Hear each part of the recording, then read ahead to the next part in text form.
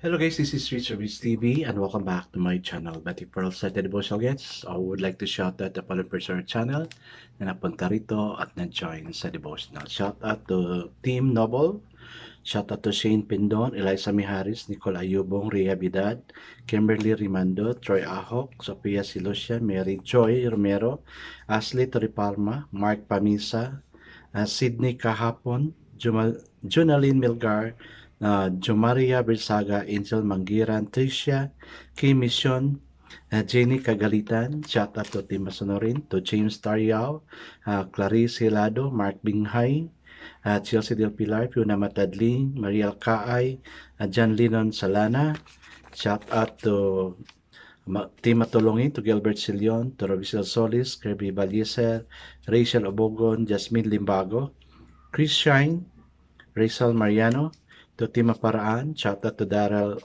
Piaz, DB Ortez, Francis J. Canoy, Rachel Kanda, John W. Abiden, to Team Responsible, shout out to Albert Avillanosa, Jasmine Belmis, GJ Patrocinio, Crisel Orias, Lavinia Diquilio, Spyra Alga, Jasper Bayang, shout out na rin sa mga friends ko na mga YouTuber, to Michael Aburita, Jans TV, Connie Vlog, Harpon Salan, SSC TV of Korean. Shoutout na rin sa mga hindi nakitsabay na manood at makinig sa devotional, but still napunta pa rin dito para manood at makinig sa devotional. God bless us all, guys.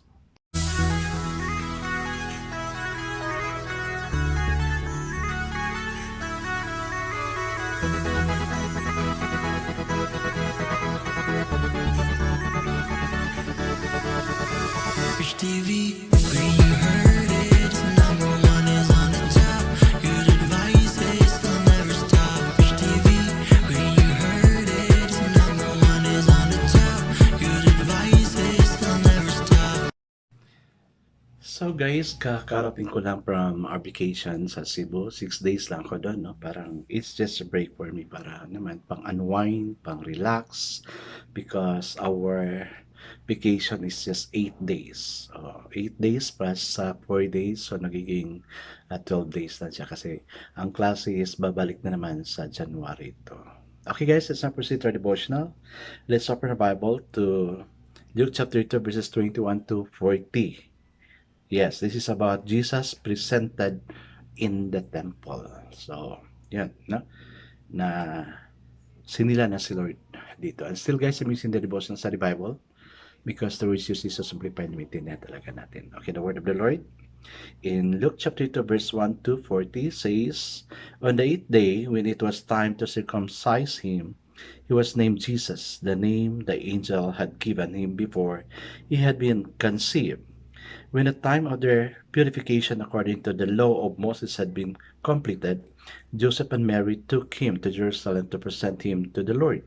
As it is written in the law of the Lord, every firstborn male is to be consecrated to the Lord, and to offer a sacrifice in keeping with what is said in the law of the Lord, a pair of doves or 2 young pigeons. Now, there was a man in Jerusalem called Simeon, who was righteous and devout. He was waiting for the consolation of Israel, and the Holy Spirit was upon him. It had been revealed to him by the Holy Spirit that he would not die before he had seen the Lord's Christ. Moved by the Spirit, he went into the temple courts when the parents brought in Jesus, a child Jesus, to do for him what the custom of the law required. Simeon took him in his arm and praised God, saying, Sovereign Lord, as you have promised, you now dismiss your servant in peace. For my eyes have seen your salvation, which you have prepared in the sight of all people, a light for revelation to the Gentiles, and for glory of your people Israel. The child's father and mother marveled at what was said about him. Then Simeon blessed them and said to Mary, his mother, the child is destined to cause the falling and rising of many in Israel, and to be a sign that will be spoken against, so that the thoughts of many heart will be revealed, and a sword will pierce your own soul too. There was also a prophetess, Anna, the daughter of Panuel of the tribe of Asher.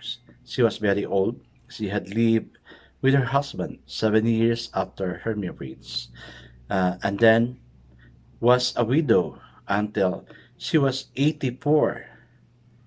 She never left the temple but worshiped night and day, fasting and praying. Coming up to them at that very moment, she gave thanks to God and spoke about the child to all who were looking forward to the redemption of Jerusalem. When Joseph and Mary had done everything required by the law of the Lord, they returned to Galilee, to their own town of Nazareth. And the child grew and became strong. He was filled with wisdom, and the grace of God was upon him. Amen and amen. I guess let's now pray. Lord, what a joy to know that at this day, yesterday, you are born for a purpose, and that to save us from our sins, to save us from the damnation of this world. Like Mary and Joseph, we're so happy that you are born with them, O Lord. Same way with Simeon, who is old, and that his last word. He is ready to die because he have seen the Savior. Lord, in our part, O Lord God, teach us, O Lord God, to go near you, that we may praise and worship you, O Lord God, not just during this day, but every day of our life, offering ourselves also, like what happened to Jesus, being offered to the temple. Lord, we offer our life unto you. Help us to grow with you, that we may draw closer unto you. Amen and amen. The focus verse we have for this evening, guys, is found in Luke chapter 2, verses 25 and 36a, and it says, Simeon was righteous and devout. There was also a prophetess, Anna. So the title of the devotion for this evening, guys, is Light in the Darkness. In this day and age, Kyle, a businessman, says, if you pay your taxes honestly and practice integrity in business dealings, you're considered a fool. His site continuing living righteously is difficult in our world. Nakakatawa, no? So, makasalanan siya. Tikasan. Right and wrong are relative, and where tolerance for sin is encouraged, but we must continue following the Lord and being His light. The world needs Him, and that's Jesus Christ. Simeon and Anna were righteous, devout people who followed God and anticipated the coming of the Savior. Their condition in Israel were bleak. The Jews were oppressed under Roman rule, and they had a cruel king in the person of Herod. In the midst of the darkness, Simeon and Anna, although advancing in years, courageously lived out their faith. Simeon, guided by the Holy Spirit, waited for the Savior's coming. So binasa natin sa verse 25.